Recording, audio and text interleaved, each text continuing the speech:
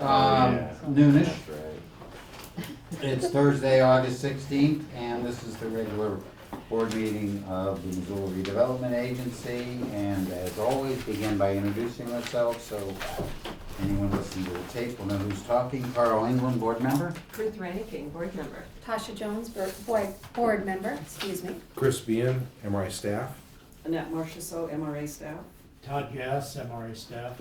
Leslie Pugh, MRI staff. Jill Dunn, MRA staff. Ellen Buchanan, MRA staff. Nancy Moe, board member. She's also a perennial visitor to your group. That's not wrong. Garden City Harvest, sorry. David Erickson, Missoula. Martin Kinston, Missoula Burns. Susan Shepherd, Missoula Independent. Nick Karras, Karras Real Estate. Thank you all. We've got some minutes from July 19th. Any additions or corrections to the minutes? None? Motion to accept them? I move the minutes be approved as submitted. Second. Okay, any discussion at all? If not, all in favor say aye. Aye. Aye. We've had a request and everyone has agreed if we could move up the Montana Rail Link Community Gardens. Is that right? Yes. Okay. To So, the top of the agenda, so you're on. okay. As most of you are aware, there is an area for a community garden at Montana Rail Link Park. Having a community garden in the park was one of the top requests from the neighbors. Dog park and community garden were the two top requests, as well as open space. And during the design process, we worked with Garden City Harvest. Garden City Harvest has agreed to manage that garden and helped us design it, and have a design for, what is it, 35 plots, 8 of which will be handicap accessible plots. And the budget for the park itself included the fundamental infrastructure for that garden, the irrigation, electrical service, and the fencing. And then we were working with Garden City Harvest to determine how we might share costs on the remainder of getting the garden built out. And so we've gotten costs from Garden City Harvest with regard to what they estimate to build out the remainder of the park. The entire estimate is about $21,675. Garden City Harvest has agreed to provide labor to do all of the construction and some other materials, which their amount would come to about $6,075. And they're requesting the balance of $15,600 from the MRA to continue to build out the park. And that includes lumber for a small garden shed, and also lumber to put around the ADA accessible beds, and the remainder of the beds, just a small delineation at grade. Decomposed granite for the ADA walking surfaces, gravel for the remainder of the walking surfaces, of course landscape fabric under all of that, and they need to rent a compactor to get it all in to spec, topsoil, and a small shade structure to put in the common area gathering space that is in the garden. So that's the request. And Jim, do you have anything that you wanted to contribute? The other part, I guess, that's worth noting is that our cost to maintain that site each year and to administer the program and rent the plots to gardeners is about between $6,000 and $7,500 a year. So that's typically what we would contribute. Then our costs that we'll cover would include the compost and garden tools, signage, and our labor. So. Okay, questions?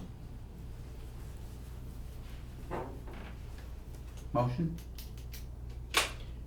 I'll move that the MRA board approve the request to provide Up to $15,600 to Garden City Harvest to purchase materials for the community garden in MRL Park, and authorize the board chair to sign the necessary documents subject to the standard conditions for MRA assisted projects, including payment being made based on copies of invoices from vendors. Huh? Second. Okay, any further discussion? Any public comment from anyone? If not, all in favor say aye. Aye. Any opposed? None? Thank you, thanks, None, Jim. Go plan a party. Yeah, plan I a know, party. we have our big annual fundraiser Yes. tonight, Yes. farm party, which is why I look and smell like this. As long as, Thank you so much, you guys. as long as we're moving things around in order to accommodate people who are here, should we do the overhead utilities next? Sure. Mr. Karas is here. Yeah. Chris, you ready? I am ready. Yeah?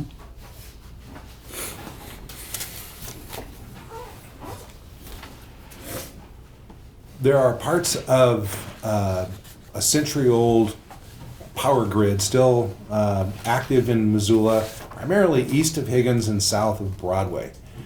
Used to be the whole downtown area, and it's a system that is adequate for current uses.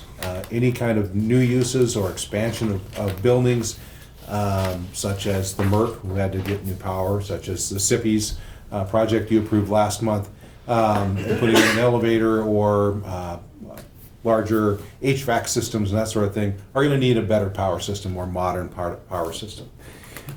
What we're looking at here is to try, as an attempt to expand the modern power, replace the older stuff, and for two things. First of all, do it in a little bit more of a comprehensive manner. So we're dealing with 5 properties, these 5 properties right here, rather than one at a time as they come in. Secondly, the 5 properties here, you can see sizable. The back side of the building, if you could kind of erase the back, the scaffolding in the background is a pretty nasty series of poles and connections and so on. So That's not right? That's the aesthetic we're looking for. that's the aesthetics. Yeah, that's right. Yeah, where downtown is wired. In any case, what you're seeing there is not just the power, but there's been efforts over and over time over the last 80 years or more to the little bitty upgrades here, a change in a building that needed one thing or another. Some of these are also currently communication lines, which in this proposed project, most of those end up underground. So, as I mentioned here, the SIPPES are obviously very interested in them making this happen.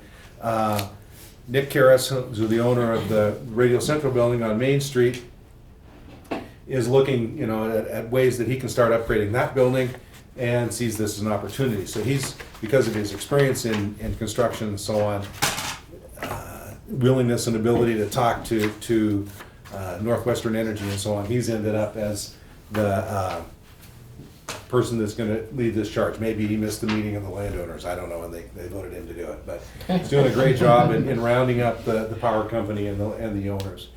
All of these buildings have changed hands in the last 18 months. So, in part, the hub and the Copperopolis now are owned by a company out of Texas. And it's relatively recent owners.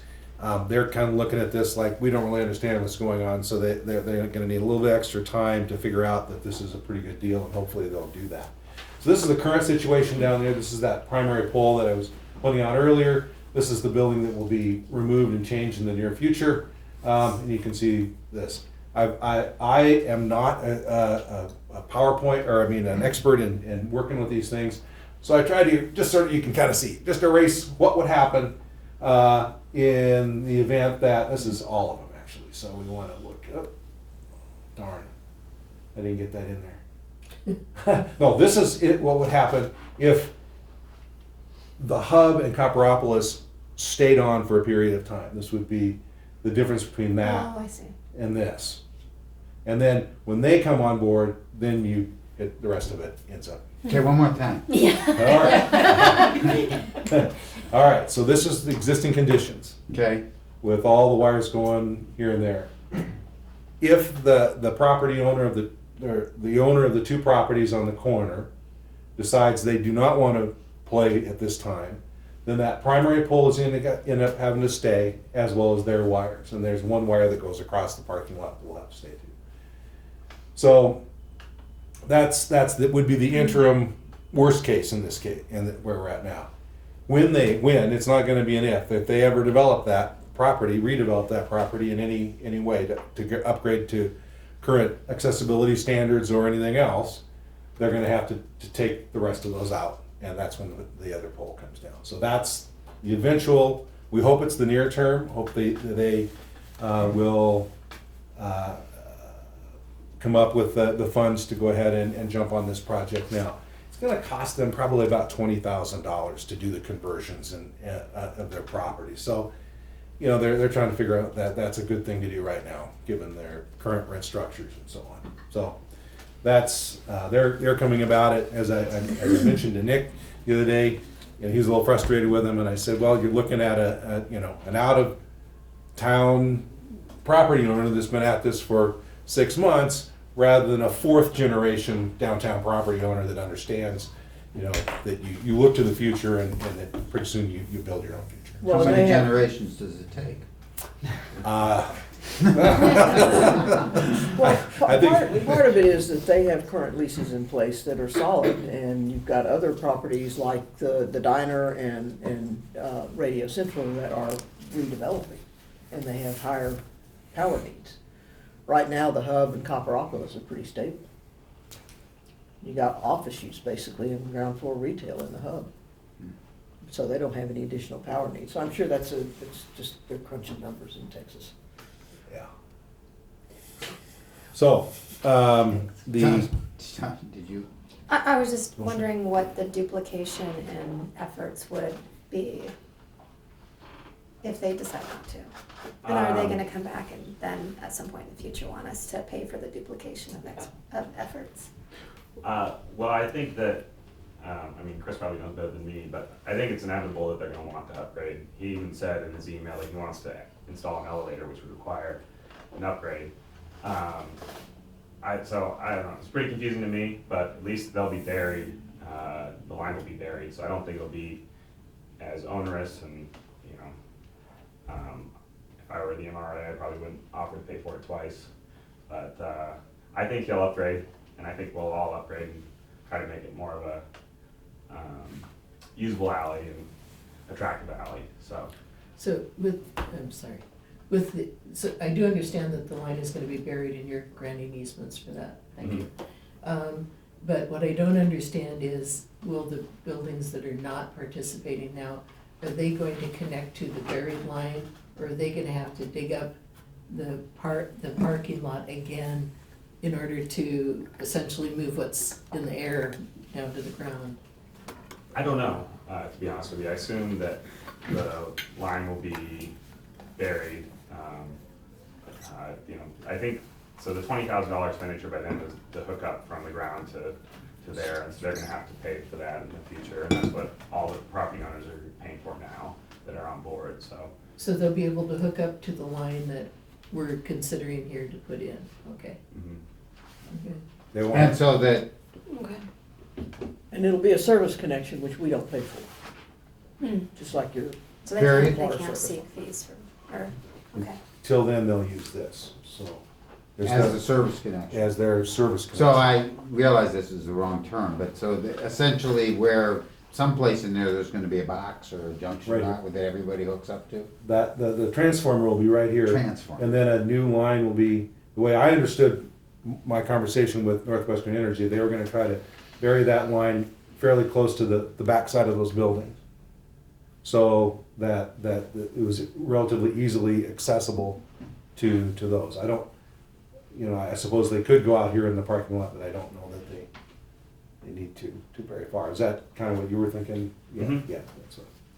the amount that they would have to tear up the parking lot would be relatively minor to be able to get to their, to get to the main line that we're being proposed, it's been proposed that we pay for. And then their expenses would be rearranging all this stuff. Could they upgrade by upgrading the overhead line? No. That's, What I'm saying here is that they acknowledge that everything's gonna be underground. This is my recommendation here, is that they understand that the project, understand the responsibility for doing that, and that all, except for the transformer, all power lines, if feasible, will be underground. So at this point, all the new power will be out of a transformer right here, and a main line that goes back to here. Northwestern Energy has no interest in providing them with different power. I mean, I don't know if I understand your question. well, my question is what happens if they come forward and say, okay, we're gonna have to dig a hole and connect to this new line, or we could run an old line from that old transformer, or we can run a new line from that old transformer across, and that's cheaper. The way I understand it, they would not be able to have the new power, the more modern power available from this transformer. They'll have to come off the transformer down here. They'll be behind. Because it's Cities. upgraded? That's the upgrade. Oh, okay, That will come up under the parking lot and be placed here. okay. What is the Or line, the, what is the line that goes across? this guy right here goes to that light.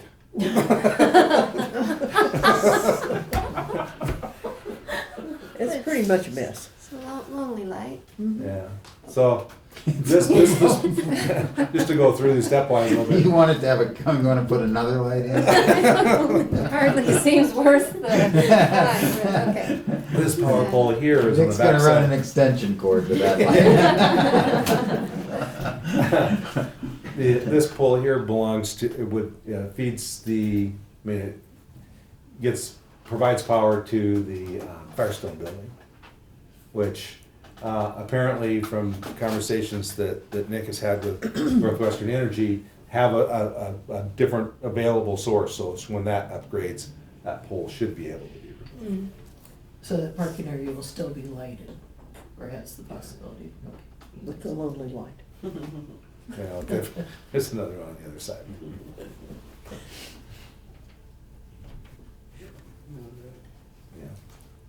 Yeah. When will you know about the corner owners for certain? You know, we're in discussions, he had a misunderstanding about how expensive it was. He told me, he's like, we don't wanna pay the 60,000, and so I sent him the bids again. I said, I think your obligation would be a lot lower, and it would be worthwhile to do for the value of the building. And he said, well, this is, I'll need to think on it. So, I don't know when he's gonna come around, if he even will. It hasn't been an easy communication. When is the work scheduled to be done?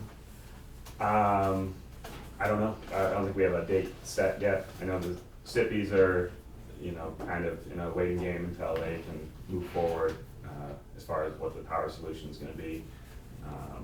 And we're going to be running new electrical at our building too. And so, I think there's some urgency, but we don't have a fixed date yet. Before you get a date, you have to enter into a contract with Northwestern Energy. He'll be it's a circular kind of deal. So once they have an idea where the funding's going to come from, then they can complete the contract with Northwestern Energy and it'll be put on their schedule. And do we know a ballpark of what that schedule is like? Is that? Well, I think that the SIPpies have had some conversations with them to try to get at least the transformer set or an idea. They need to know what equipment they're going to order. Right. So, once they have that, then I suppose it could wait into the winter before they actually have to have electrical supply to their building. Nick's working on at least one floor right now, so if he's going to be doing electrical, he needs to get that power solution figured out pretty soon. So I think that Northwestern Energy has a history of, it's up to them, of course, but they've been pretty good with commercial owners to try to schedule them as quickly as they can. They'll have to get the part in. That's the big part of it, is the transformer. So when, on your recommended motion, the number 3 where you're stipulating that the MRA will receive written documentation from all landowners approving, that does not include the owner of the hub in Copperopolis and Peterpet as currently. What I'm asking there is that they approve the project, meaning they're okay with it, and they acknowledge their responsibility for the costs. I didn't put a timeline on when they actually would have to spend those costs. I've been wrestling with how I might have word that, you know, how to put pressure on them to make a decision now, but not, Okay. you know, But what happens if they don't? ever. Yeah. We end up with that pole. So you'll move forward with the project? Well, that's my recommendation, is that even this is better than where we were aesthetically, and certainly from the standpoint of elimination of blight to allow projects to move forward into the future. Yeah, it makes sense to spend the money. Does your motion provide that flexibility? Or would that mean that this would come back to the board and we would have a new vote? At this point, I don't think it's clear that we would not assist them in a future project, if that's what you're. Well, right now, it appears to me that the funding is dependent upon them agreeing. Okay. And if they don't agree, then there's no funding. But So I think- agree that I at don't some think that's point in the the intention. future, they'll be underground. Okay, Is that right? is that At their own expense. Right, at their own expense? but they're acknowledging Right. that responsibility. I think we can do better.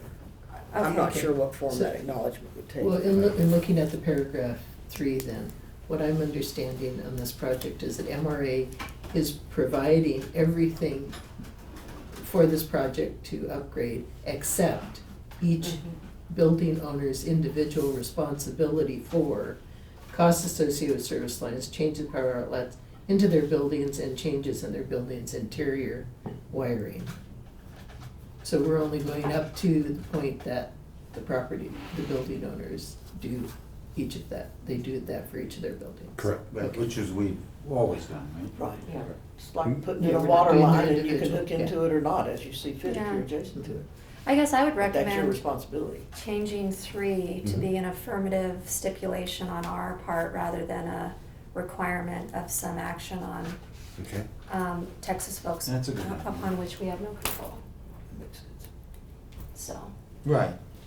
You know, they frankly have until such time as Northwestern Energy moves forward with this to make that decision. They can decide it day before the construction starts.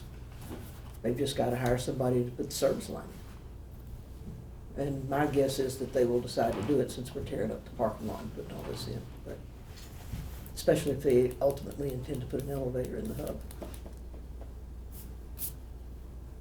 Seems to make sense, but Yeah, they're from Texas. I understand. Just kidding, I have But nothing the against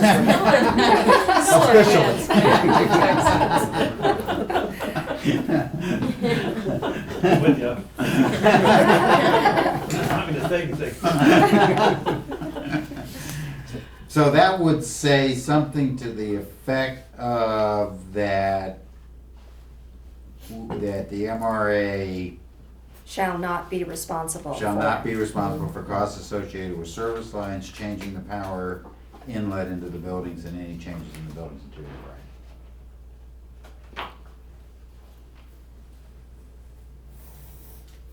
And then the assurance that I asked for is just a technical assurance. In the standpoint of Northwestern's not gonna, you're telling me Northwestern's not gonna upgrade The overhead line. that overhead. I don't think they can, but I can verify that. I don't think the equipment that's up there would make that work. Okay. Or, I guess what I need to find out from them is would they would go ahead and insist on the upgrade from the current main line that's in the parking lot rather than the pole. Right. Here's my take on that. Texas property owner decides they need to upgrade the power service to their building,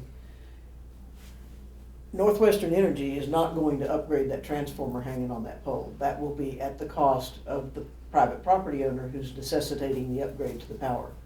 It's gonna be cheaper for them to hook into what we've already put in the ground to service their building than to change out that transformer and string new wires. Okay. It just is. Okay. So I don't You think there's agree? any danger of that being upgraded Actually, to no, modern it's better than I do, standards. so, but What's yeah. that? Yeah, I do agree. I think that's the likely scenario. Okay. It happens every time. You precipitate the change, you write the check. I will go ahead and write a letter to them so all the owners, so that they understand that. I'll just make that part of the. Okay. Okay, well, and it'll be part of the motion too. Yes. Concerning paragraph 1 in your motion then, you inserted this, if feasible. Who decides whether it's feasible that the power lines will be placed underground? I guess it'd Why have to is be that a- Northwestern Energy. Why is that an open question? Well, I said, because I said all power lines, Mhm. and I think what I was, is there gonna have to be some sort of wiring that goes up the side of the building? Mhm. There may be some wiring that's just not, you have to put on the side of the building, it's not gonna go underground. So I was trying to figure out how to say that. So that's why I said if feasible, probably a better way to say. Mr. All Curtis, hanging do power you lines? Probably- understand that there are some power lines All that are hanging power lines? not Aerial, feasible just to be aerial. underground? Use the term area. Uh, No. Main and service I mean, lines. I think that the light, I don't know, I can't really speak to it. But I think all the ones servicing the buildings can be taken down. I think once the Firestone building is redeveloped, that would probably be the time that this one can go, if not sooner. I don't really know how that works, but, yeah, I think the entirety of our side of the block can be upgraded, especially once the Firestone gets redeveloped. If it read, except for the transformer, all main and service power lines will be placed underground. And then that way, what's attached to the building is attached to the building, the service line would be Right. underground. Or you could say no aerial lines, right? Yeah. Because then you're not on Okay, you're not, anything on the building is an aerial, is it? right.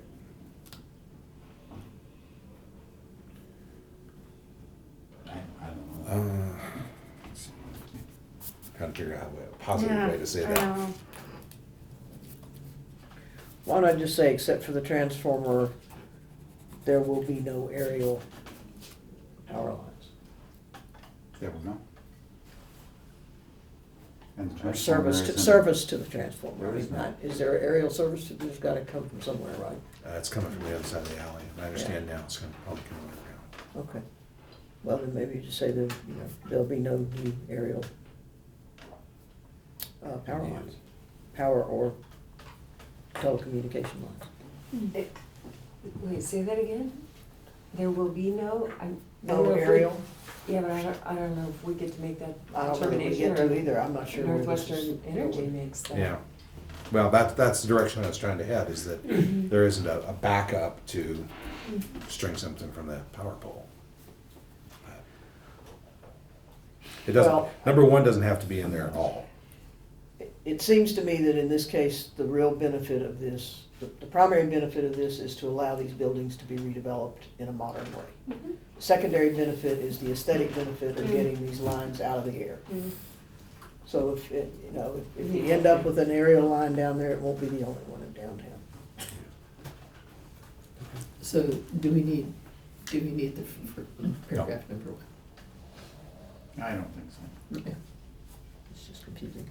And we've rewritten 3 to say, The MRA shall not be responsible for costs. Costs associated with service lines, et Okay. cetera. and we don't need to rewrite number 4. No. Done. Have we beat this horse enough to where someone's Almost. ready to make a motion? Almost. Oh, okay, good. I do have one other question too. This is a significant amount of the contingency for the Front Street Road. And I know we're waiting for the next fiscal year, but are there other projects that we expect for this district? Or, Well, I mean, since we don't know it's coming, we don't know it's coming. we did not see the increases in certified taxable values that we had anticipated in this district when we Okay. got our numbers a couple of weeks ago. Okay, We're about the same both cities in. so this is $40,000 of 240,000. What's, are there any other, has the staff been approached about other projects that are going to have some use for these funds? Not yet, at this point. I mean, we've got stuff rumbling around out there, but it's just, there'll either be capacity or there won't. And this leads to the upgrade of the Radio Central building, which is a significant sized building in that district Mhm. that has needed upgrading for a long time. And it allows the Sippies to redevelop the diner property the way they want to, with a new multi-story building. I think it's a good use of $40,000. I'm surprised it's that small amount. Is there any, do you know anything about the plans to redevelop is it the Firestone? Last conversations I've had with Andy Holleran, who's doing the work, bought that property, Yeah. obviously, they're staging the construction there. Last time I talked to him about it, he wasn't sure what he was gonna do. It'll be multi-story, it may be mixed use, it may have some residential, I don't know. That's what I've been encouraging him to do. Do some ground floor retail and then build residential above. Mhm. And he's done that pretty successfully in Bozeman, so the model's there. Yes. But that likely wouldn't happen during this next fiscal year, so we won't see a request for that property out of the contingency here. They're still on track to occupy that hotel in December. And the contractor's working extended hours to make that happen. And I haven't heard anything that would lead me to believe that they're not gonna meet that schedule. So that puts the Firestone building in play after the first of the year potentially, but I'm not sure that, he's probably gonna need to take a minute and figure out what he wants to do. So, I don't know. And this will happen in 2018, or is it possible that this will go into the next? No, I think it'll happen as soon as It's possible. gonna happen in a matter of months. Okay. Okay, anything else? Or it should. Someone wanna try the motion? With the, You've got our best notes over there. Got a bunch. Okay. I'll move that the MRA board approve the Radio Central LLC request for TIF funds to assist in comprehensively upgrading power to 5 properties located on the 100 block of North Higgins Avenue and 100 block of East Main Street in an amount not to exceed $40,598. The motion is contingent upon, 1, the project manager shall provide MRA with a copy of the final agreement with Northwestern Energy, as well as copies of all main and service power line easements. 2, MRA shall not be responsible for costs associated with service lines, changing the power inlet into the individual buildings, and any changes to a building's interior wiring. 3, reimbursement will be based upon paid contractor invoices after the line has received and passed all necessary inspections. is there a second? I'll second. Okay, any further discussion, any public comment? If not, all in favor say aye. Aye. Any opposed? None? Thank you for taking this on. Thanks a lot, Yes, guys. yes. Thank you for your help. Trying to figure out how to Yep. massage that was hard. 2018 bond resolution, Series A and B for MRL property purchase, Helen? So we're finally getting around to issuing bonds to reimburse District 3 for the acquisition of the MRL property on Johnson between South Avenue and North Avenue. Reimburse District 3 for the costs associated with designing and building the trail connection between North and Livingston, and the expenditures to date on the design and construction for the MRL Park, and then whatever other construction expenditures and engineering expenditures we have for completion of the park. Part of this bond is, well, let me back up. We could have done this sooner, but we decided that it was time to put out a solicitation to see if there was interest among other lending and private lending institutions for a private placement of these bonds. Most of the bonds that we've issued, well, all of them in recent years, maybe one exception, have been driven by the developer, and we've had them provide us with the private placement. So it wasn't something that we were initiating, it was something initiated by, for instance, Southgate Mall, or for instance, the Corso apartment project. The developers brought us the private placement. The mall brought us the private placement. Stockman Bank brought us the private placement, which we haven't done yet on that one. But this one is initiated strictly by the city, so we decided to put out a solicitation.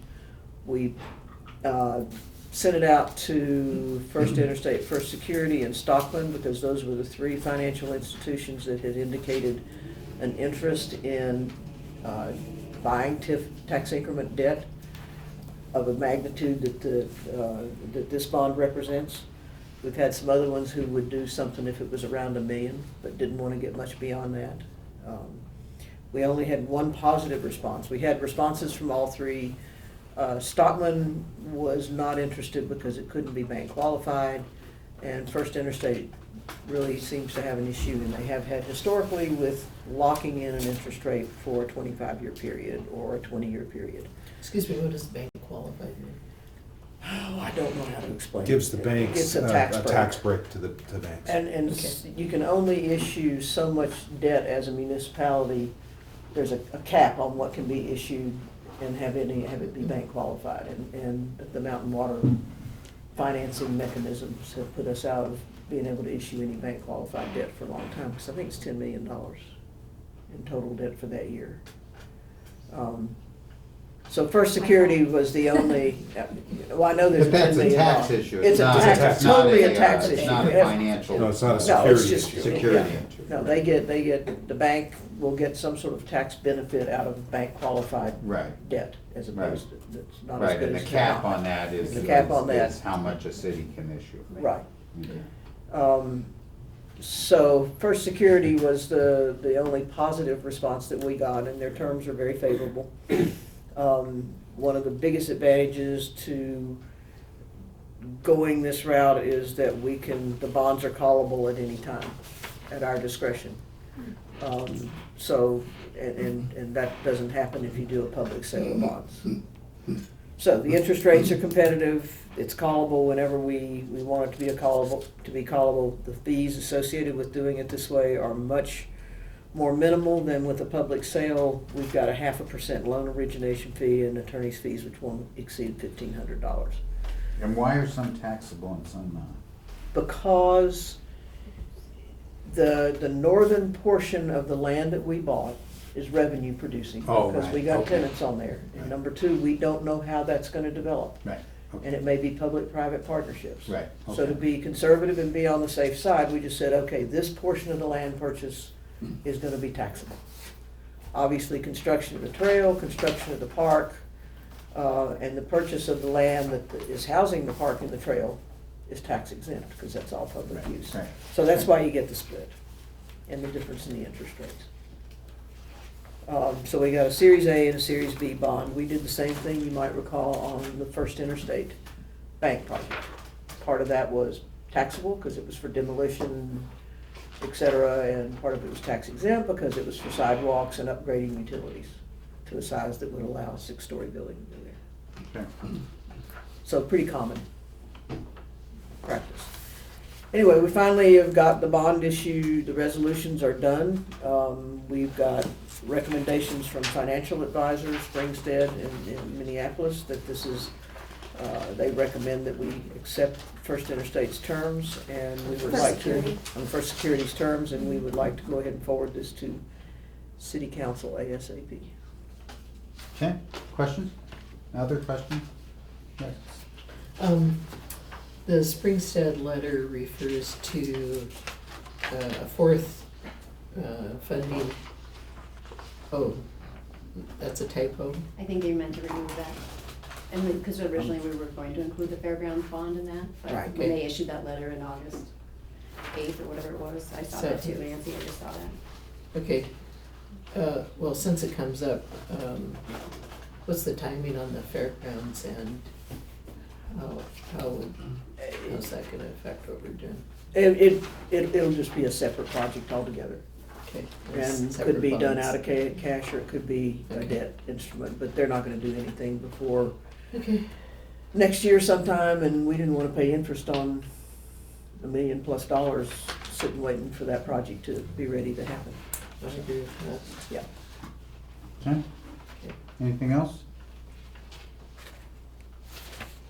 So, and the motion, of course, is to move this to the council. Yeah, to recommend to city council that they approve the bond resolution. Okay, someone wanna make that motion there? Did I write it too long? It's What was Courtney's, it like? it's Courtney's titles, that's the problem.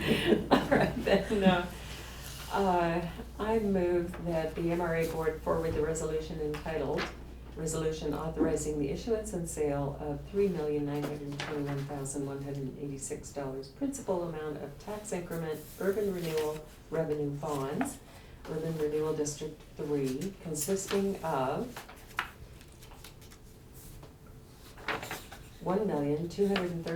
$1,239,404 taxable Series 2018A and $2,681,782 Series 2018B to finance the acquisition of the MRL property and undertaking of certain improvements thereto, and prescribing the form and terms thereof and the security therefore to the City Council for recommendation for approval, and authorize staff to reimburse or agree for eligible costs incurred as a result of the purchase and development of the MRL property when the bonds are sold. Somebody want a second? Second. Any further discussion? Any public comments? If not, all in favor say aye. Aye. Any opposed? None? Thank you. West Broadway Island. Oh, could I ask you a question, it's not timely, Sure. on the bonds, when is it? This is going to city council and, If I can sweet talk finance into letting me do a referral this afternoon, it'll be in front of council committee next Wednesday, the following Monday, approved by council, and we'll close in, I think we've set September 13th or 15th or something is the closing okay, date. okay, thanks. 13th. Okay, thanks. Okay, moving on now. Okay, West Broadway Island. Not only just because I needed to stand up for a second, but I did, just to give you an idea of what we're talking about as far as the spatial stuff, and then we'll jump into the future vision. We're talking about what's called the West Broadway Island. It's called an island just because it has water all the way around it. An irrigation ditch does not create an island, so it's not a true island. The portion from here down this direction where the California Street Bridge pier is, I'm reminded of that often by the state. The California Street Bridge pier is owned by the state of Montana, DNRC controls that. Then this portion up here has some floodway. This is actually would be state lands, the floodway, and the city owns this portion, purchased that a number of years ago.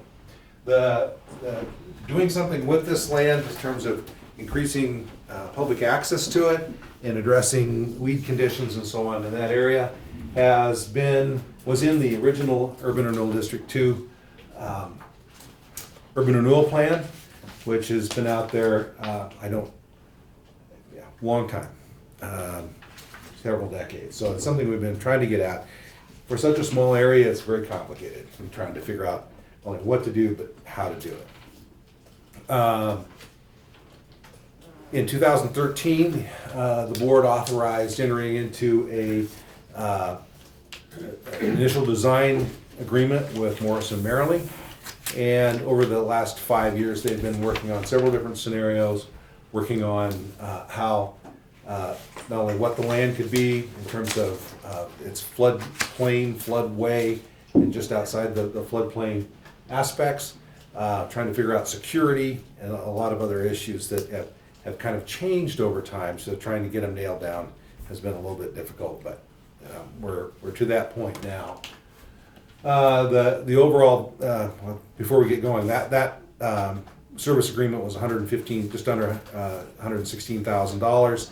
There's been a couple of change orders or changes to that, amendments to that agreement. First, that two of them are not related to the project itself, but since we had engineering firm engaged in doing work in that area, it made sense for them to do some of the other stuff adjacent to it. One was $2,900 for survey work regarding the parking lot that the city was acquiring here, and the second was for engineering analysis and geotech analysis on figuring out the possibility of putting a trail on the north side of the ditch back here. So where's the right of way? You know, how would you have to do that from a technical standpoint in terms of on or off bank trails and so on. So we got that. Though that's two of them. The third amendment was more recently, and that was just to keep Morrison Merrily moving ahead with the contract documents and so on for the project, for bidding the project. The overall vision is relatively simple for as much work that goes into it, is to install 2 bridges. One, oh, by the way, it does flood once in a while. And that's not this year.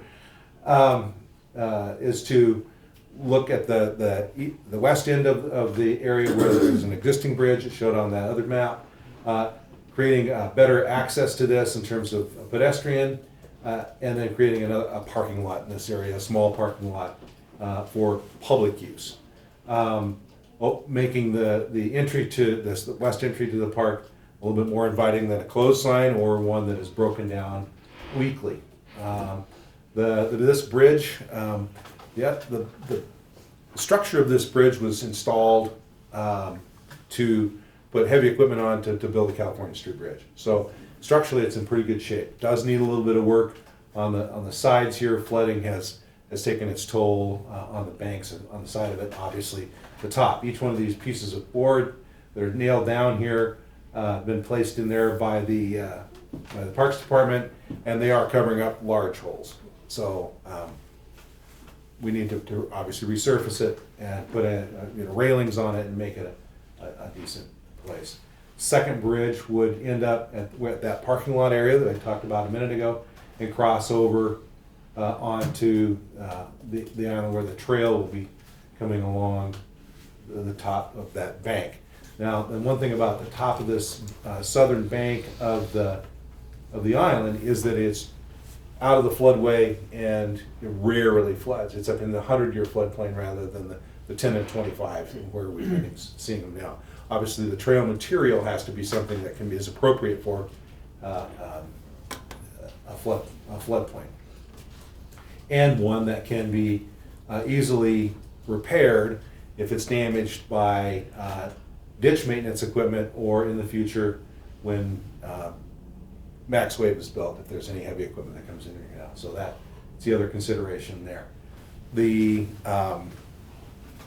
one of the larger components, and one that will go on for a long time, is addressing the weed species that are in this area and replacing them with native riparian type habitat. The Conservation Lands Division of the Parks Department has been very active down here and they're occasionally get deals from the state for trees, and they've been able to plant hundreds and hundreds of trees here just for the cost of materials, and they've been down there and worked out quite a bit. Some of the groupings of plantings will be to guide people where they should, where they can find things on here. There will be no additional trail work done out here. All this is either been done by the ditch company to access the ditch, or other things that are happening down there. Just toss that in there so you can kind of get an idea again where we're talking about. So Maxway's over here, and there's the other out of the bridge. So there is one breach that's happened in this along that southern bank. That's happened a couple of different times.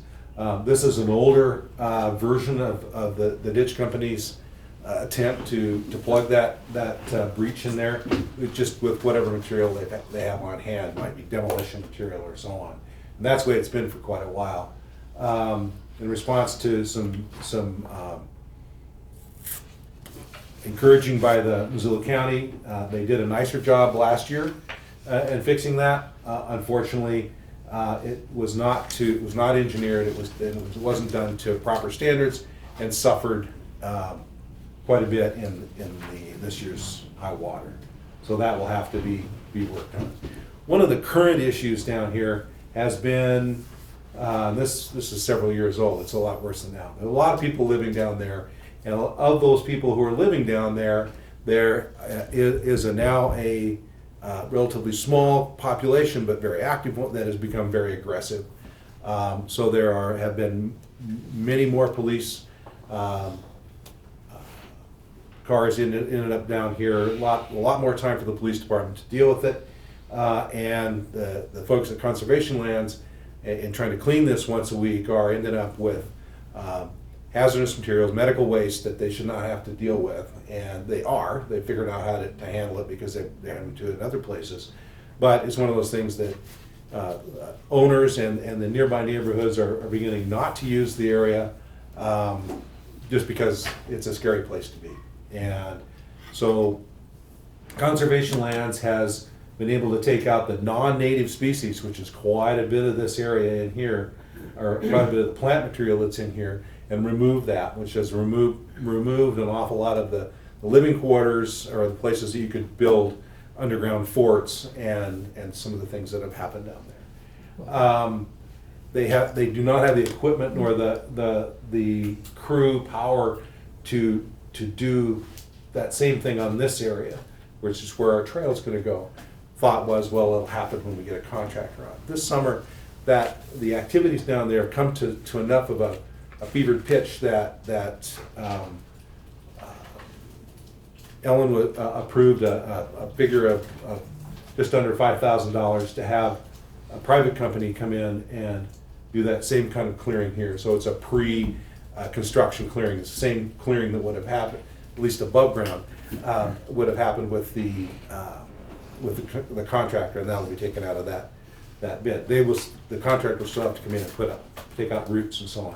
But hopefully we'll be able to address at least one of the problem areas here, and at the same time, the city's looking at this whole area on the north side to try to figure out what it can do to help alleviate some of the issues over there. So that The action. bridges, are they drivable for?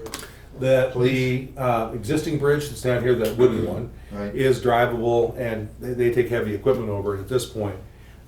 What's Conservation Lands Manager Morgan Valiant has said that the city's acquisition of there's a word for them, but it's basically a really nice four-wheeler that has be able to hold a couple of different people and some equipment and so on, and access this kind of land easily, and be able to not just cross the bridge, but actually move around through here, has really been a game changer in terms of the activity that they've seen down there. So you're not dealing with individual officers on foot or in pairs. You're dealing with somebody that actually has some mobility to get up and down the island. So that will stay the same. The structure will be able to handle vehicles. Obviously, we'll try to prevent vehicles from getting out there other than the appropriate ones. But the second bridge will be pedestrian only. And because the way it's in the floodplain, the design vision, that hasn't been designed yet, that's in the second section, is to make sure that the other side has a minimal impact on the floodplain, if there ever is a 100-year flood that covers that area. So we'll have stairs that will be able to be folded up on the southern part, on the island side, be able to fold those up and out and lock them so that they're out of the way. And then the other side, of course, will be closed during the flood times, so to minimize that ability to catch logs going by or change the flow of the river. So where we're at right now is to move ahead with the second part of engineering, and in an amount of $110,791 the estimate. When you add that to the previous expenditure of $115,000, and we're looking at a project, even though it's relatively simple, it's bridge work and custom bridge work, and there's a lot of the issues with the trails. We're looking at somewhere in the $400,000, $400,000 to $500,000 range for the construction of this. So we're looking at an amount that is much higher in terms of what the engineering would be as a percentage of the overall project than we would normally see in most infrastructure projects that we've ever dealt with. In going through the proposed scope for the activities that have already been completed, a lot of permitting and so on that had to go on that we weren't really sure that was going to happen. We couldn't anticipate how it was going to happen, but also the new stuff. More summarily, as I think, put together an hour budget for each one of the activities that is what I've termed as their worst case. So, recognizing that they don't want to come back to and ask for more money or more time, unless there's obviously a total problem, they've tried to overestimate or compensate that with hours. They are paid on an hourly basis, and to date, I think that the hours they put in have been very accurately reflected. So I think there's an opportunity here to, and I'll let Craig address it if he wants to be able to save some money, especially in a couple of areas. One is the contract administration, the time they would spend down there actually on the island. And perhaps some of the design for the bridges, if we're able to come up with, obviously the second bridge is a custom bridge, so, but if we can make it relatable to other bridges that are in the, already in the system at Morriston, Maryland, and we do a lot of bridges, that we are able to reduce the amount of analysis that the engineers have to do for the bridge, they have to turn in to officials, and maybe reduce some hours there. So I think there's possibility we can reduce it. I don't think there's a way to move forward without doing the work that's in this scope of services. And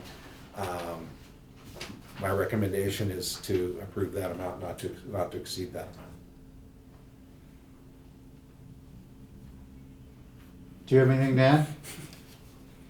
Um, Why don't you introduce yourself, because I don't think you were here. Craig Schaefer, Morrison, Maryland. Okay. We use the term sticker shock. I think the way Chris describes it is good in the referral there. We tried to put a realistic accounting of the hours that we can guess at this point that it'll take to get this thing built and have it open and accessible to the public. So we've had to make a number of assumptions as to how long things will take and how much effort goes into that. And we've tried to do that realistic at this point so that we're not surprising anybody in the end. Okay.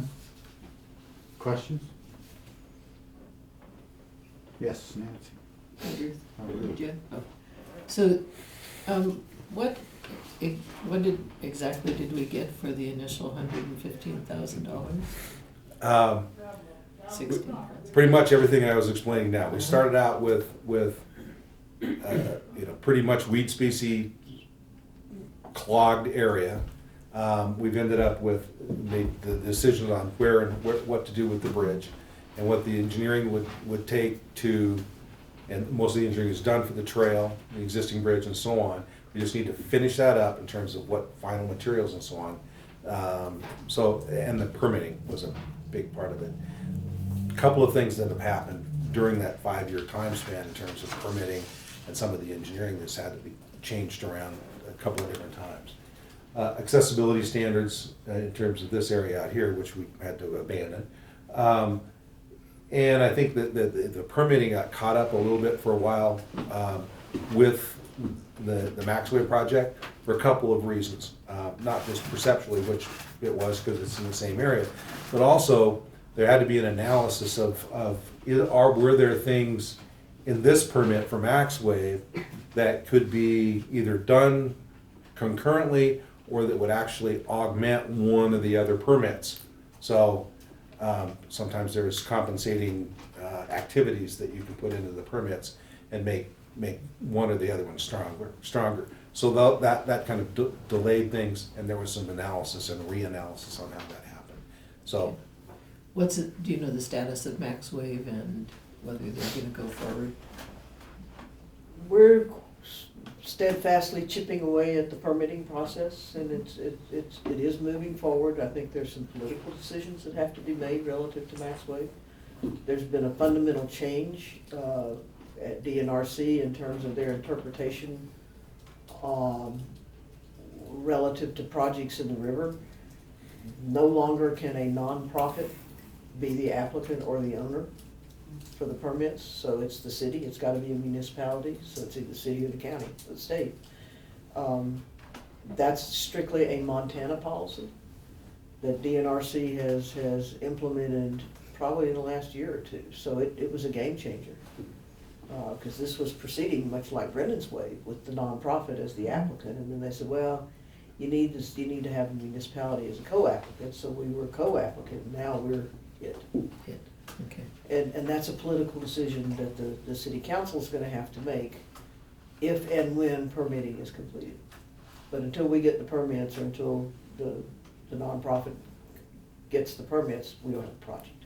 So the permits, the nonprofits applied for the permits and they'll get the permits, but only the city can own the, The permits will be issued to the city. The city, right now, is a co-applicant oh, in that permitting process. and that's been approved. That can be done under the mayor's authority. Okay. But whether or not the city council wants to take ownership of Maxway is a decision that they will need to make upon successful permitting for this project. So what's, I know the timeline is ridiculous, but what's? Well, it's just totally out of any local control. Uh-huh. The goal is to try to get in front of the land board this fall. If everything is done, I mean, Corps of Engineers is closed the comment period, as I understand it, for their permits. DNRC is reaching out to, I've forgotten what the terminology is that they use, but it's the system that they use to reach out to folks for comment, like Trout Unlimited, like, city council, whatever. Tribes. That's the tribes, yeah, that's in process now. You mean the Several- comment period's in process now, or For the DNRC. the reaching out is in process? Well, it's a reaching out for comment. That's in process. They've got a term for it, I'm just not remembering. Scoping, thank you. So that's in process right now. A number of the permits have already been approved. There's some, there's, it's interesting because with these different permitting agencies, you get in a chicken and egg thing occasionally, which is shocking. But, Or not. Agency A is not gonna approve permits until agencies B, C, and D have approved their permits, but B, C, and D can't approve their permits until A has acted. So Right. it's been some of that back and forth, but we think it might be months, a matter of a few months out. And then we'd hit, low water when we can, if whoever builds it. There's a whole fundraising piece of this that has to come. Okay. That So you're I don't- waiting for the permits that they're waiting for the permits to be issued before they? Yes. I mean, Go- there's go- no credibility until you have permits. You Right, have I a understand. project, and so you can't go out and raise, a couple $1 million. So I do understand that public access is important also as a safety issue for the island. But what is the state of Montana doing on their third? Is this aggressive population going to just move west? They actually hired the conservation lands teams here at the Parks Department go ahead and extend their clearing to the rest of the island. So actually, the city crews have done this area right here. So, and the access that DNRC has also granted, just, they didn't really need to because police can go over there anyway, but granted, asked them to please continue to help out on their lands and don't need to contact them if they're gonna go on the state lands or anything like that. So the Parks Department and the Police Department are treating this as all one area. This area north of the ditch is gonna have to be a some separate actions. So the moving actually is taking place to the north side of the island right now, so that's an active, projects that are active that are gonna have to come soon, and probably downstream to Tower Street. So is the clearing in and of itself solve the aggressive? Couple of things have to happen down there. Aggressive First of all, you people. have to have sight distances for not only people that feel secure enough to go down there and Right. to populate the area with folks that we want to be down there. Police department have to be able to have clear sight, particularly with lights at night, but also, and so there was a lot of hiding places down there, a lot of very thick areas that could be burrowed into, and so that they couldn't find the people easily.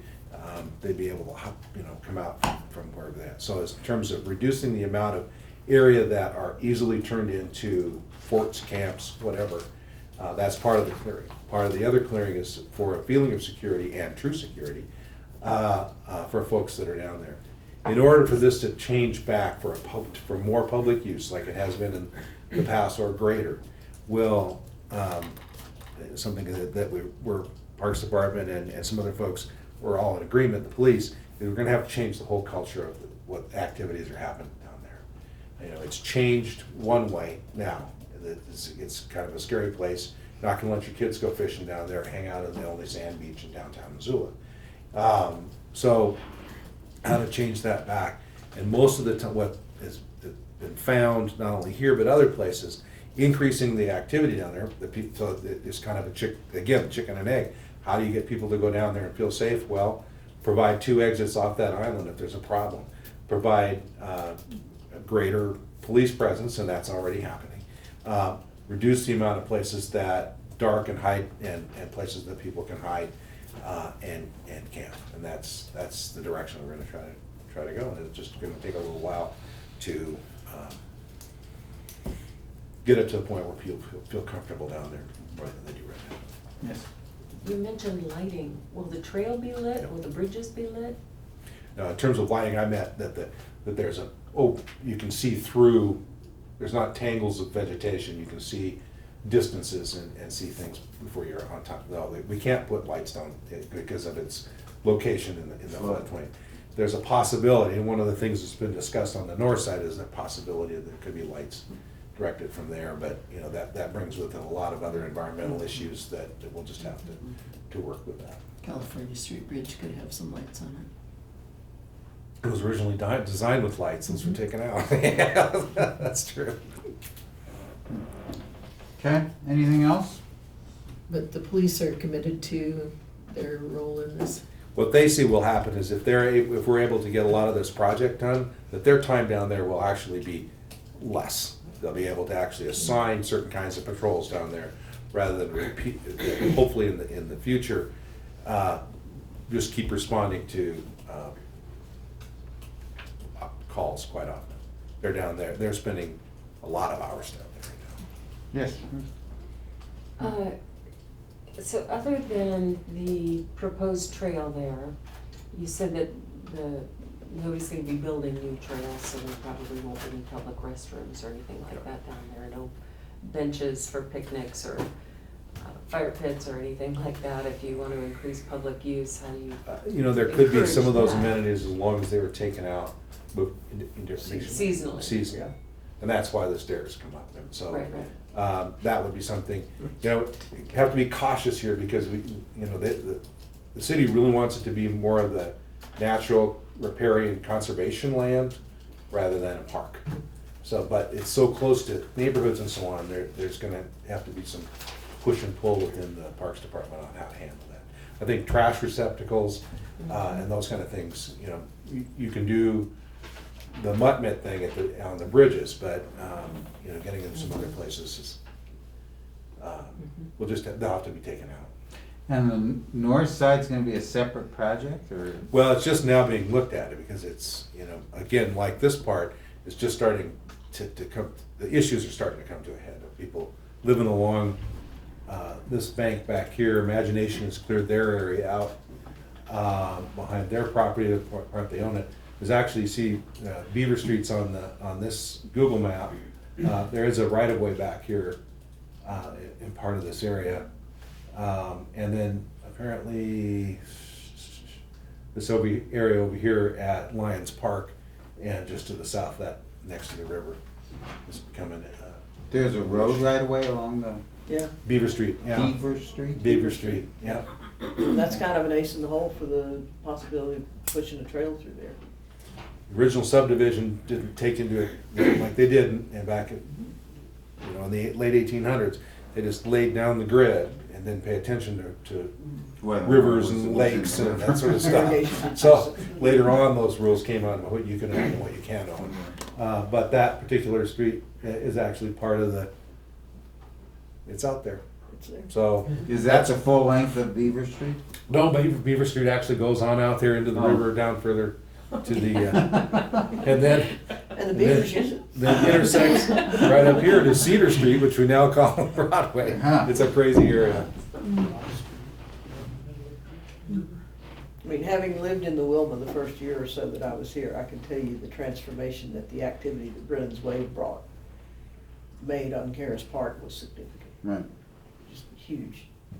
Same thing will happen. Same thing will probably with happen here this. once you get people out here, Okay. even with or without the wave. Okay. Good. Can you say, I assume that, well, I don't know about the existing bridge, but the proposed bridge with its removable stairs, somehow there's ADA access? Another thing that's taken their time in this last is working on that and the other accessibility standards that are out there. Accessibility full accessibility will have to be from this other bridge. There's just no way to make the new bridge fully accessible. It will have a rail that bicycle tires can fit into, so you can push them up and not have to carry. Out at the reserves. Exactly, yeah.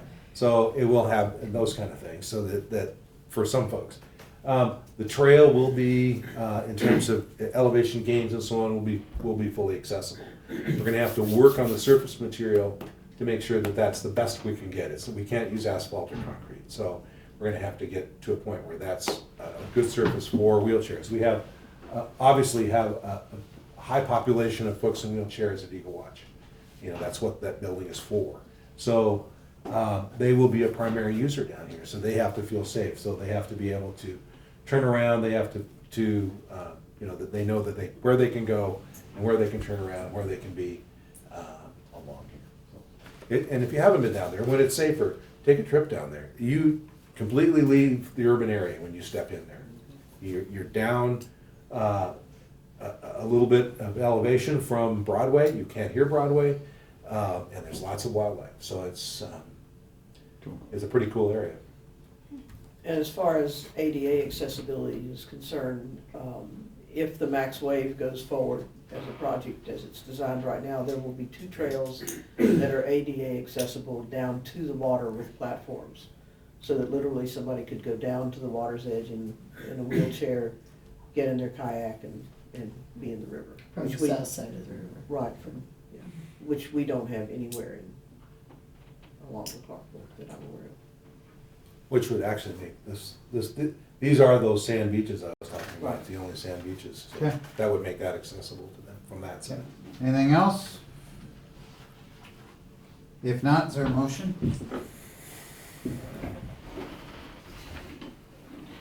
Johnson?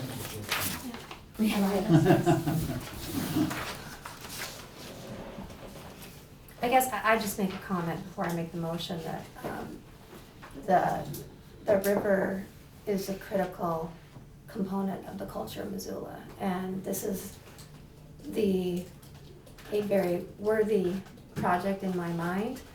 And the fact that we are taking care of the river further and extending the downtown area is a very positive direction and use of our funds here. So I like this project, and I recognize it comes with some difficulties, so we appreciate your efforts. And with that, I would move the board authorize an amendment to the agreement for professional services for West Broadway Island project between Morrison Merrily Incorporated and MRA in an amount not to exceed $110,791 for services including final design, bridge design, final document preparation, and construction administration. Is there a second? Second? So the only thing I'd add is that not only do I agree with everything Tasha said, but you throw in the historical aspect of this. I mean, Nancy, how long have we been working on this? I mean, this has been a year project, and not because of unreasonable delays. I mean, we had to figure out, ownership's been an issue, I mean, this is a project where, where almost everything that complicates real estate deals has happened. The only thing we haven't had, and I hate to mention it, but we haven't had any environmental cleanup. But other than that, everything else that complicates a deal has complicated this. And once again, the work that Morrison Maley and the staff and the Max Wave people need to just methodically work through those issues. It's pretty remarkable. So, is there any further comments, any public comments? If not, all in favor say aye. Aye. Aye. Any opposed? None. That completes our action items.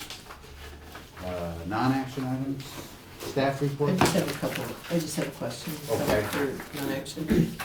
I don't see the Hotel Fox on this agenda, and we had asked for a report meeting with them, and when is that coming up?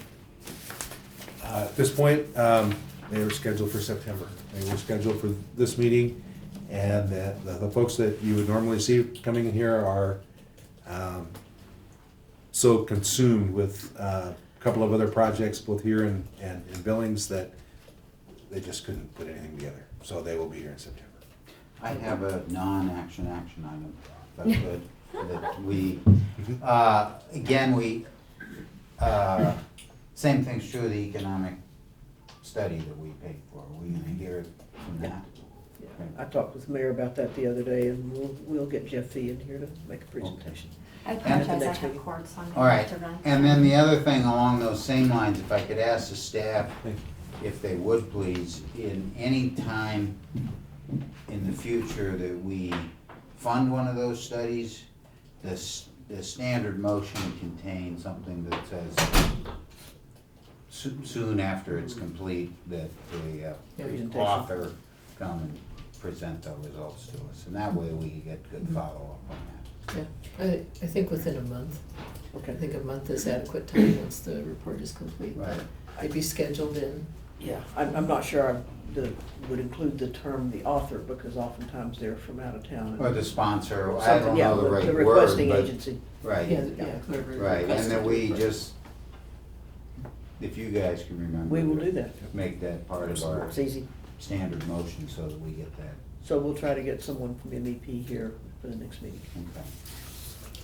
And they're in the process of trying to hire a director. I think they closed the application process a couple days ago. All right, I have one other thing. Yes. Aerial photography, it seems to have dropped off the ERD 3 listing, and I guess Todd, do you know about that, or Yeah, when is that gonna be? we will do that next spring. Oh, There were some changes or a different method for licensing the aerial photography, and partnering with the city and understanding how that license would work and everything took enough time that we got too late in the spring, so we decided we'd put that off till next spring. And that's the plan at this point. And I think I've talked to a local company who can do our printing of the large maps when we obtain that data. And that license that we're looking at allows for a yearly renewal. This company goes out and fly the valley basically once a year, and we could, I think, affordably update our photography annually or on a shorter basis, rotation basis than we do now. So I think there's some benefits of that. And so it did. I think it took a while for everybody to understand what this license agreement was. So it just took longer. I think in the end we probably get a better product out of it for less money is what we're hoping. Thank you. Jen, then there's one other point I wanted to raise, and that it's not an issue because it didn't happen. But I think we need to be, when we had on the agenda the additional funds for the MERC, we had which we took off the agenda. We had also scheduled a walkthrough. I was a little uncomfortable with that we were getting some sort of special treatment. And I didn't know if we were or not, and I don't know if we are. But I think we need to be just careful about I mean, first of all, we don't want any special treatment. If we have to see it, we have to, that's one thing. If everybody else is getting walkthroughs, then I guess that's another thing. There have been a lot of walkthroughs of that project. Okay. They're pretty generous at sharing with folks that want to see Okay. it. I just want to Yeah. avoid any perception Sure. that we're somehow or another getting special treatment Point well in taken. exchange for funding, and that one didn't happen, nor did the tour, by the way. So, is that Sure. okay? Understand. Yeah. Thank you. All right. And I know, staff, you can screen that for us. Sure. Okay. So Ruth had asked me about some usage numbers for the South Reserve Bike Ped Bridge, Yes. the trail, which I got from, we've got an eco counter down there that counts the trips. And since the 1st of January, based on kind of daily averages, we've had over 11,000 pedestrians across the bridge and 30,500 plus bicyclists. Total of 41,500 trips across that bridge since January 1st. That includes a lot of winter. It does include a lot of winter. And I think with increased usage at Fort Missoula Regional Park, we're certainly going to see the bicycle numbers continue to increase. We've got a counter also right near the new trail section along the MRL property. And so we'll be getting some numbers from that. We actually had several hundred people a week using it before we opened it. So I'm thinking usage might be heavy. And it's busy out there. It's and a that super nice highway. Yeah. So Okay. those are fun numbers. It's good. I asked because I've had people just randomly mention to me how much, within the last few weeks, how much they appreciate that bridge and that they like using it and so on. And so, well, that, I like to hear it. They had no idea that I had any knowledge of that bridge other than occasionally using it myself. And, when people randomly give you, get that positive feedback, I'm curious about Let's the actual quantify it. numbers. Yeah. Yeah, so good. Yeah, the Glad. eco counters were pretty cool. I mean, they register all that, and then the numbers at the underbridge are ridiculous. Yeah, it's like thousands per week. We're hearing a lot of random positive feedback on the trail. And the contractors are working out there. They tell us that the number of people that come by give them a thumbs up and a thanks is pretty satisfying for them and also for us to hear. It's Yeah. I used the bicycle crossing thing. Oh, fantastic. Oh, yeah, I Yeah. did too, actually, wanted to try it once. It's working all right? What? Working all right? It worked fine. You're still here. Yeah, well, I didn't get run over. I don't know that that's necessarily That's the the goal. standard. Everyone else. That's the ticket to success. It's pretty quick, at least it was on a Sunday. It's quick. Yeah. But I couldn't, you know, you kind of sit there on it and think, well, is this thing gonna work? I think that's the reason why it was quick, because I was sitting there thinking, I wonder if this thing's gonna work. And I look up and it was green, but I don't know how long it had been green. So, okay, anything on the staff reports? I don't have the rainbow reports done, but I got caught up in taxable values, which we received, and so I plugged the new taxable values into the budget document. We are still using last year's mill levies on those, but it did change the contingency numbers. We lost value in ERD 2 and ERD 3 and increased value in the other ones. I got that right. So, and so then when we get the mills settled, then we'll have those in there too. I talked with Ellen about the North Reserve Scott Street District, which is doing really well. And that district owes ERD 3 some money for the master plan. And Ellen wanted to go ahead and have that district reimburse ERD 3. So, So if we With lost money in ERD 2 and 3, then the notion that the numbers for the city were somehow or another related to urban renewal districts It's a misconception. is a misconception. Yes. We lost significant revenue in District 2, and in 3, but more significant in 2.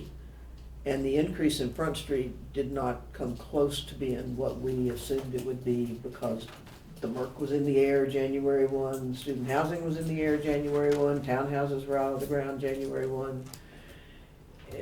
And in trying to kind of understand what's going on, I think the general conclusion is that a lot of people appealed their taxes last year and did so successfully.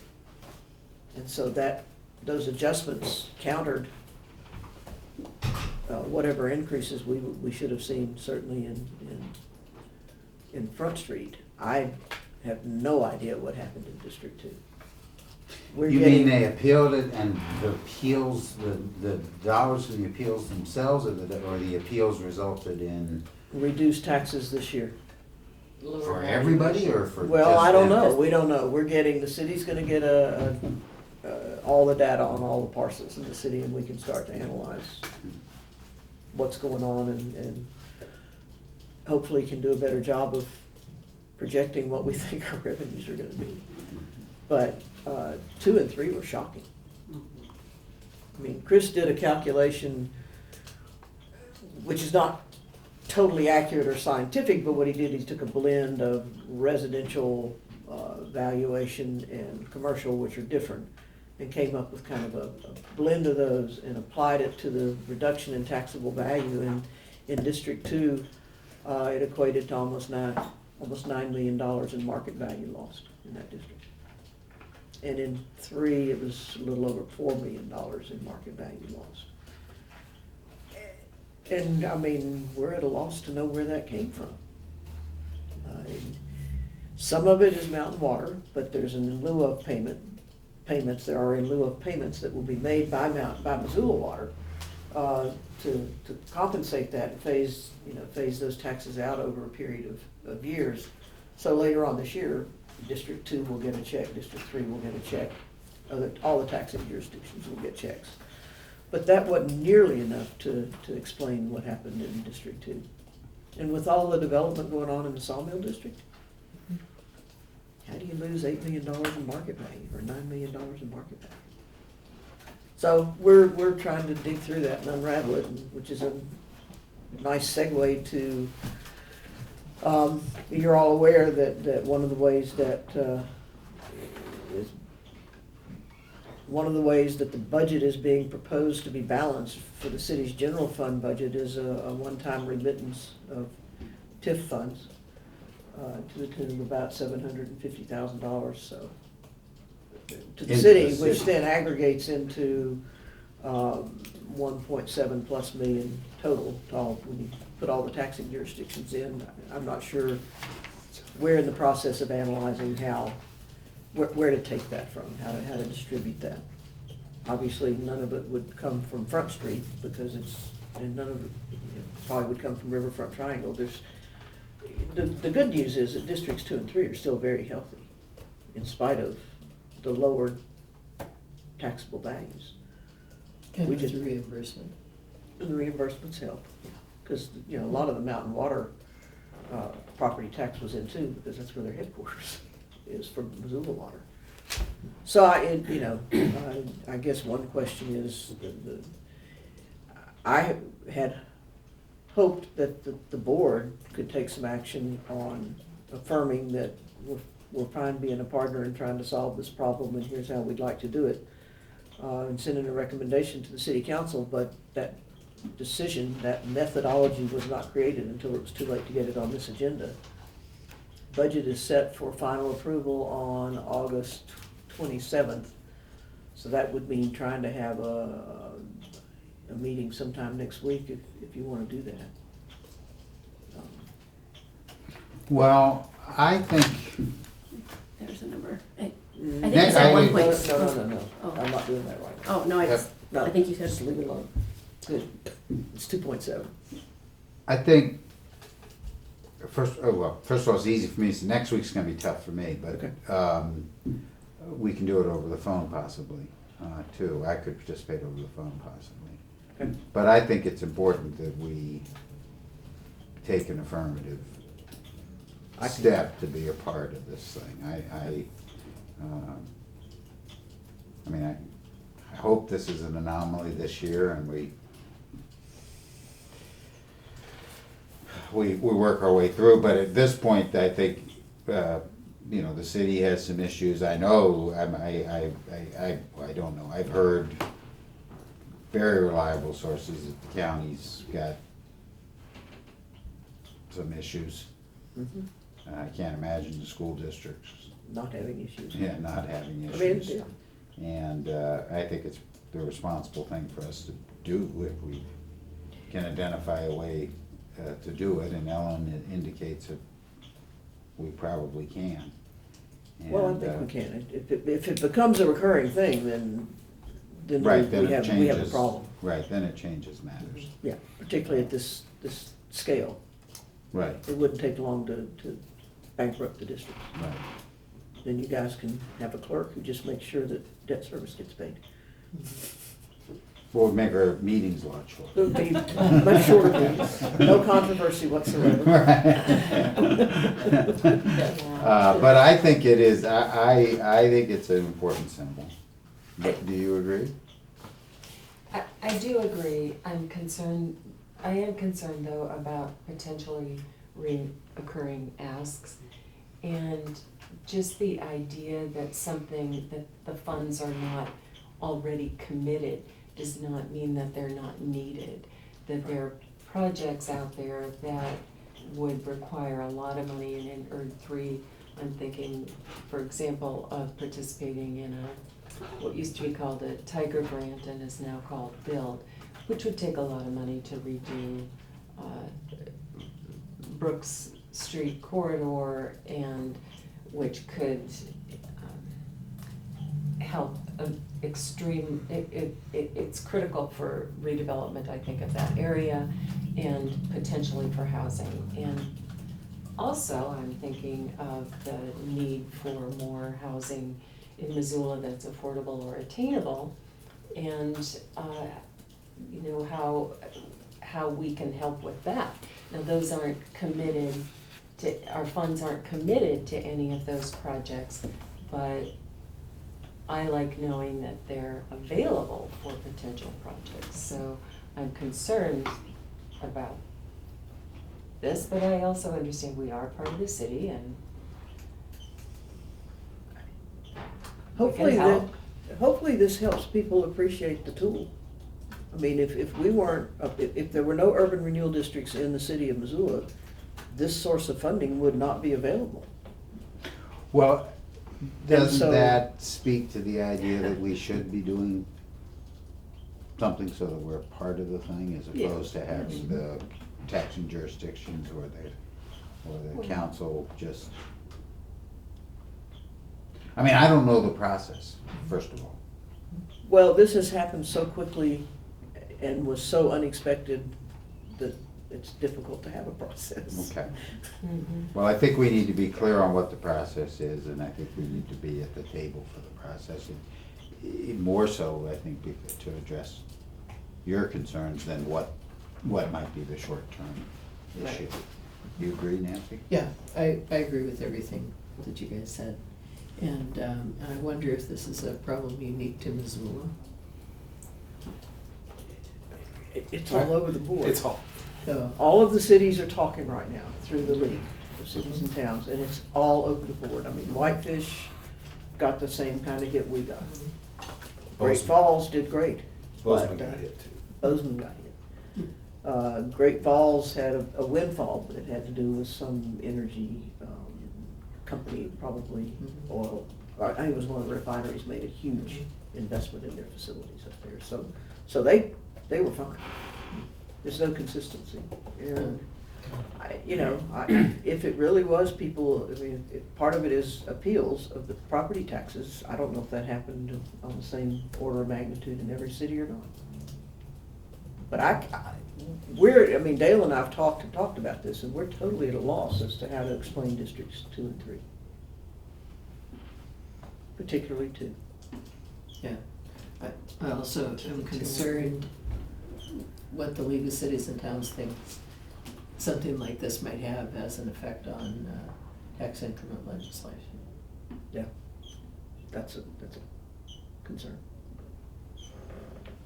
And one of the reasons for the network that's kind of all talking to each other right now is this process that we've been going through with all of the cities that have tax increment financing as a tool to kind of get a common message together. And a common set of data from everybody. Yes, and That's common apples and data. apples and apples Yeah, instead of, yeah. Anecdotes. well, Billings does theirs this way and we do ours that way and Bozeman does theirs this way, so. So the network was already in place with the league as the hub, and so that's, That Great. group meets again on the 5th of September, so I'm sure that will be right at the top of the agenda for Yeah. discussions. And this probably isn't part of the discussion right now, but I really appreciate the fact that the TIF financing has allowed us to support a lot of other projects in the city that have just been like our curb and gutter, those kinds of projects that we were able to initiate, thank you, Todd, and carry out without having a request or a financial situation that asked us, that urged us to participate. Well, and go one step further than that too, at least we started that when there were, and we did it in small chunks when there was no work and we were we were trying to make sure that some of the small contractors Right. who might otherwise have gone by the wayside had some work to do. And we have our thank you card.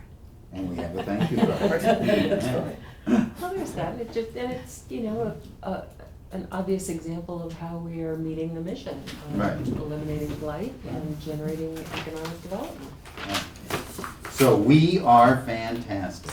Well, just being able to do things like participate in the downtown master plan. Look what a difference that plan has made in this downtown. So, just FYI, I'm gone the 21st and 27th.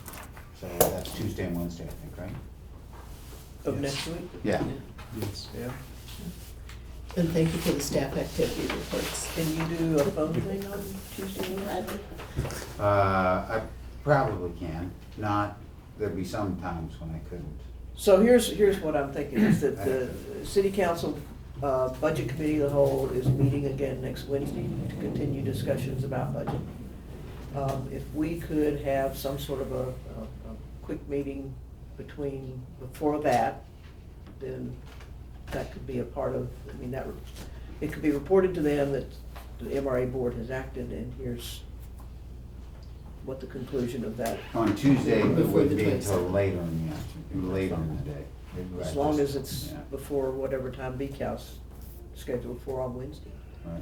That'd be a Wednesday great be opportunity easier, to right. get For that in me, the record. but I don't have to be there, I mean, No. if we can get a quorum. Well, I gotta figure out what we're doing first.